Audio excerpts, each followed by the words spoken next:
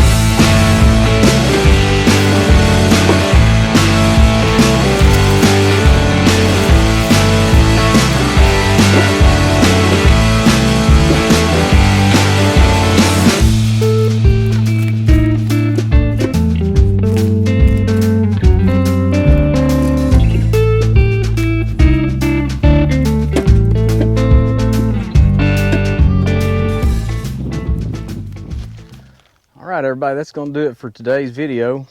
We got quite a bit done here. Got a lot of this top cut up. Got it up out of the mud, out of the water.